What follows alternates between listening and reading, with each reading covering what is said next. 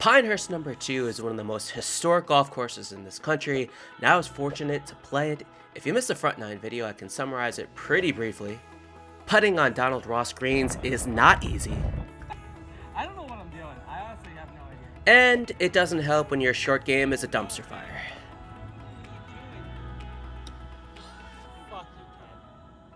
A triple bogey on the 9th would raise my score to 10 over 46 heading into the 10th hole. That is another wonderful drive down the middle of the fairway. I had no problem with my driver on this day. This is a par 5, so I'm actually going at this green in 2 as a 7-iron hooked that ball left into a greenside bunker.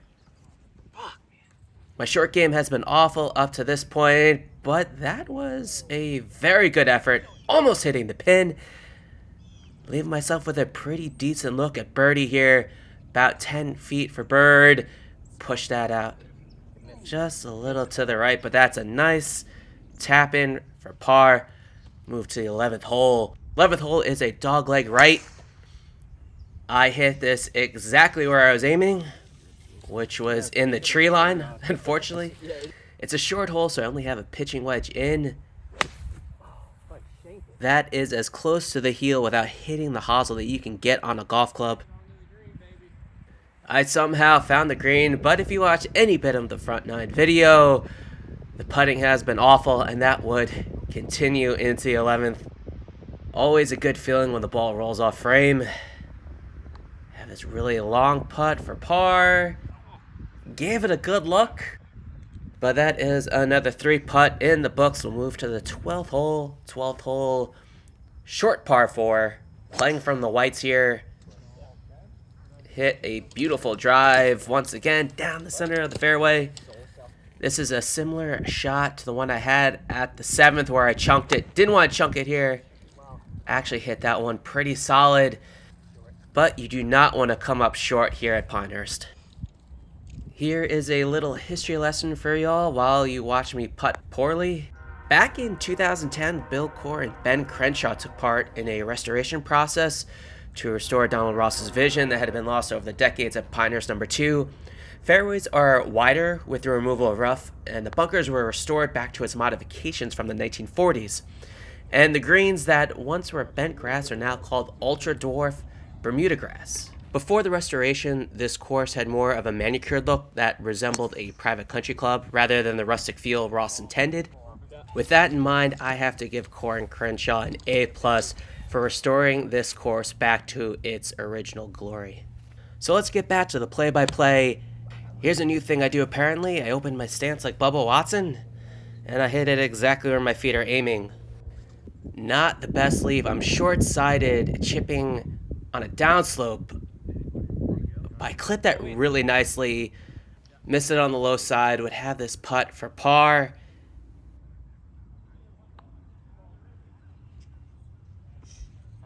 Bless my caddy for sticking through this with me. I'm pretty sure he has to deal with this on a daily basis. 14th hole. That one was a little bit of a wayward drive. Would find the trees. Have to punch out with an 8-iron. That's a pretty good punch out. Leave me with about 80 yards in. Kind of rode up the club face a little bit. Came up short. Hurt my knee, I guess, a little there. Chipping on. That was a great chip. One of the few great chips I had in this round. That putt was given. We'll move to the 15th. 170 yards. That is a 6-iron. When I hit this, I thought it was about 5 feet from the pin. Instead of 5 feet, I was more like 35 feet. Long putt for birdie. The circle of friendship is widening here on the 15th. That putt was given. 16th hole, dogleg left, par 5. That is not the shot shape you want to see for this hole. Would find the trees again, back-to-back holes where I have to punch out.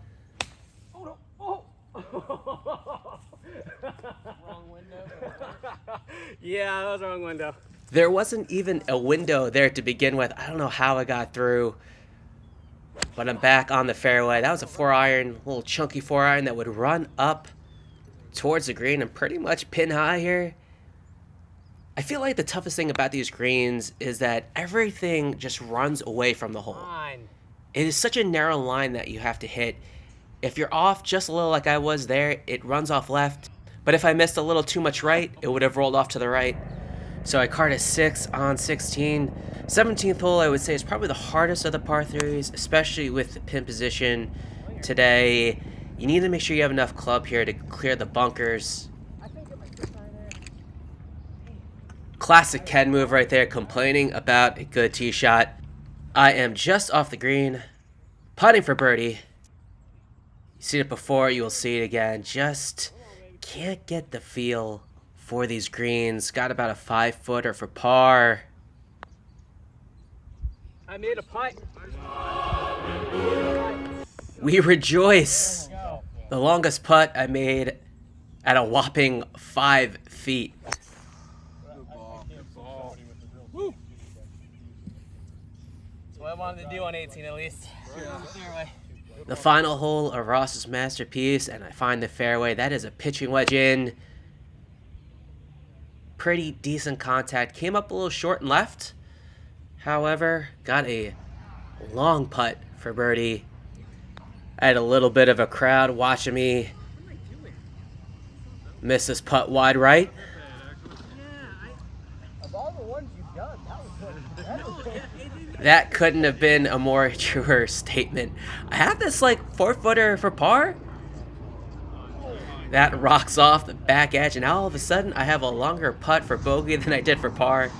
The realization that I'm about to 4-putt is setting in. But I make the putt, thank baby Jesus. That is a 3-putt bogey. I played the back 9 much better than I did on the front.